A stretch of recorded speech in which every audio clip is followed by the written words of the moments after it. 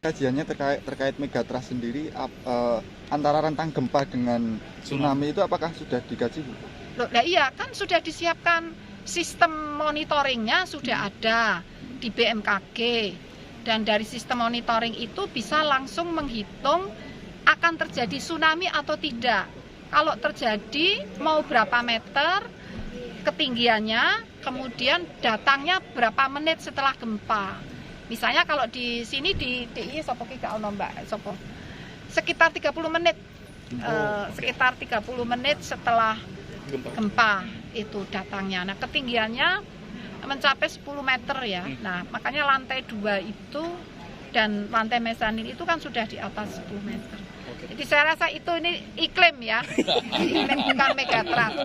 Bahkan beberapa wilayah yang kalau kemudian terjadi gempa dan tsunami, terutama wilayah yang pinggir pesisir. Langkah-langkah yang kemudian sudah kita tempuh kerjasama antara BPBD Kabupaten, BNPB maupun BPDI adalah menyiapkan kesiapsiagaan masyarakat. Apa ya yang seharusnya dilakukan oleh masyarakat apabila terjadi gempa, bahkan terjadi tsunami. Jalur-jalur evakuasi ini kita tambah, termasuk tempat-tempat baik untuk tempat evakuasi sementara maupun tempat evakuasi akhir, sehingga kemudian masyarakat sekitar andaikan terjadi itu sudah tahu jalurnya itu seperti mana, tempatnya untuk berlindung di mana. Ini sudah kita latih dalam bentuk gladi, ada simulasi, sehingga masyarakat nanti andaikan benar-benar terjadi sudah tidak gampang lagi tahu apa yang harus dilakukan, termasuk karena kita kemarin juga melibatkan FPRB, teman-teman dari Tagana ini tahu apa yang harus diperbuat oleh pemerintah sehingga tidak gagap apabila itu terjadi. Itu tugas kita untuk menyiapkan itu dan sudah kita lakukan terutama di kawasan-kawasan di sepanjang pesisir depan kita. Itu. Kalau kondisi infrastrukturnya sendiri, jalur-jalur evakuasi itu?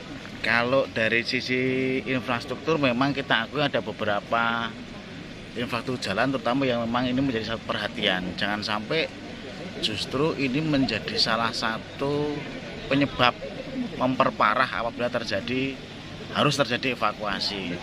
Beberapa wilayah memang harus kita akui infrastruktur seperti ada di wilayah Galur, karena memang kita dilematis juga. Satu sisi wilayah itu sangat diperlukan untuk evakuasi apabila terjadi bencana, terus kemudian mobilitas ekonomi, tapi di satu sisi wilayah itu digunakan sebagai infrastruktur jalan tambang. Nah, inilah yang kemudian harus ayo bareng-bareng masyarakat kita ajak juga, harus arif. Mungkin ini kita bisa berharap tonase andaikan kemudian menggunakan jalan itu harus dibatasi. Kalau nggak dibatasi ya kita bohong kayak apapun ya tapi rusak. Harapan kita itu.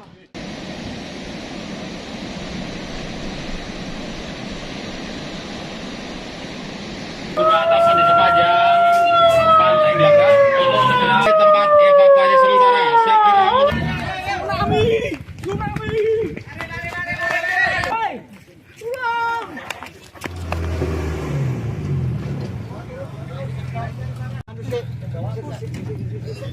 Ambulannya, ambulan.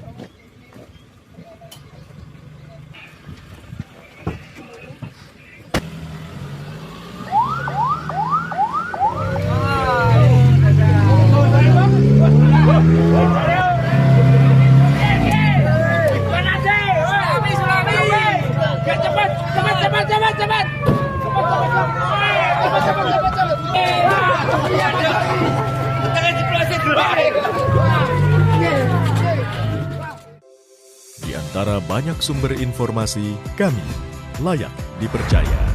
Karena kami menggali lebih dalam, berpihak pada kebenaran, berpegang pada data dan fakta, agar layak Anda jadikan referensi. Kompas TV, independen, terpercaya.